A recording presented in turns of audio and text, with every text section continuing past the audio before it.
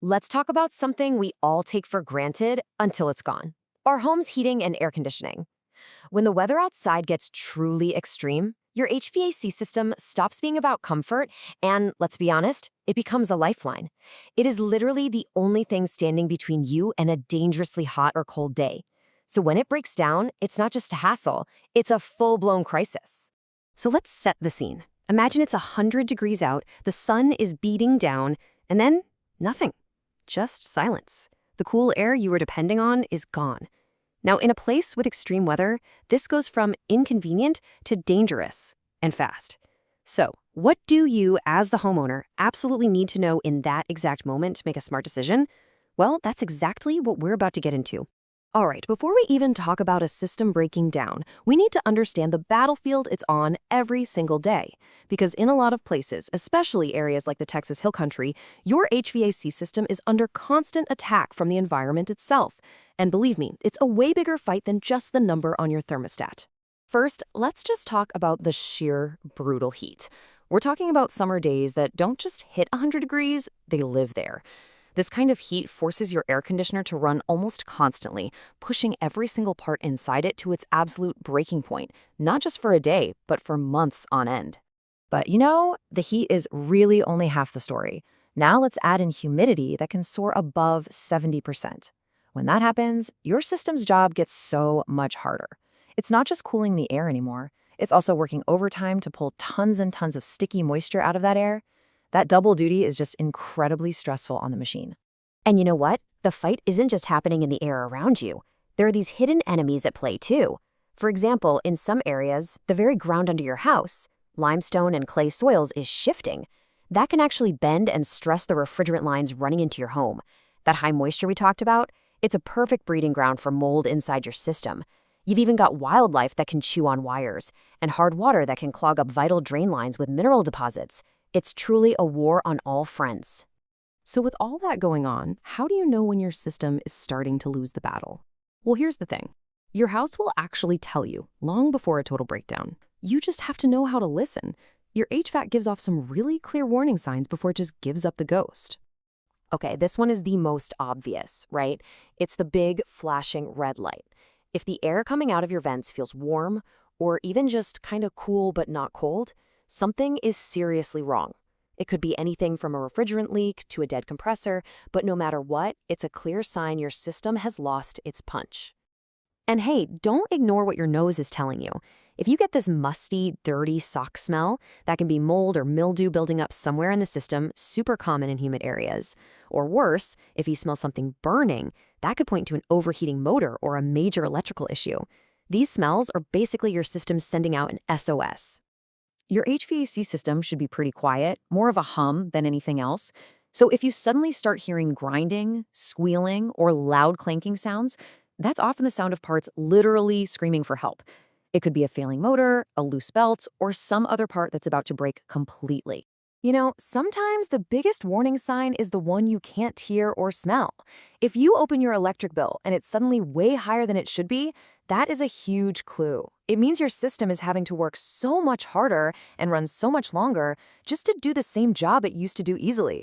That's a classic sign that it's losing efficiency and a major failure could be right around the corner. So, owner or later, you're going to find yourself at this critical crossroads. The system is either dead or dying, and you have to ask yourself, do I pay for yet another repair? Is it time to bite the bullet and invest in a full replacement? Or should I have been focusing on maintenance this whole time? Let's break down how to make that call. This is the question that every homeowner dreads, right? But you have to face it with a clear head. The goal is to make a smart decision based on long-term value, not just on the immediate pain of writing a big check. So how do you actually figure that out without letting the stress of the situation take over? Well, here's a really great little rule of thumb to help you think logically. It's called the $5,000 rule. It's super simple.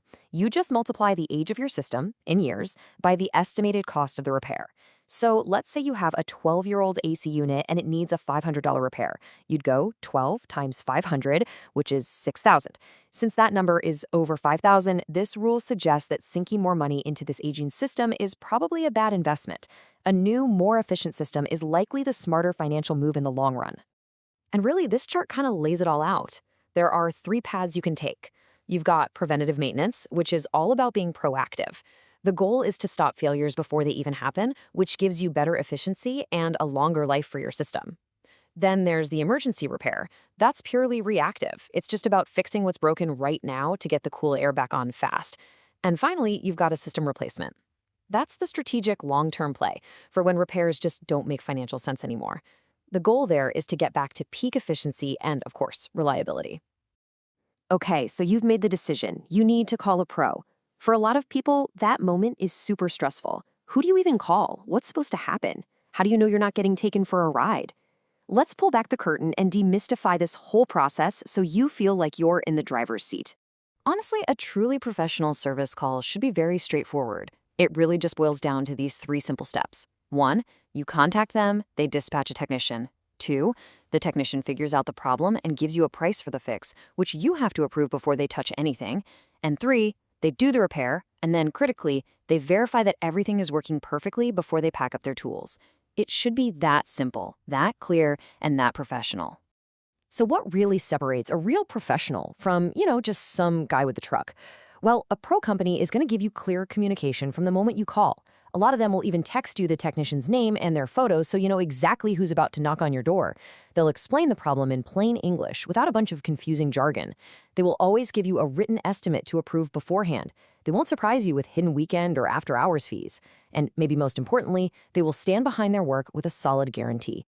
We're almost at the end here, but I've got to say, this last part is probably the most important thing we'll talk about. We've gone over the what, but now let's talk about the how. Because with HVAC, the technical precision of the actual work is what separates a quick, temporary patch from a real, lasting solution. There's a saying in the HVAC industry that every single homeowner needs to hear and remember. Installation quality matters more than the equipment brand. Think about that. You can go out and buy the fanciest, most expensive, top-rated air conditioner on the planet, but if it's installed or repaired the wrong way, you have just thrown all of that money down the drain. The skill of the technician is, without a doubt, the single biggest factor in how well your system works and how long it lasts.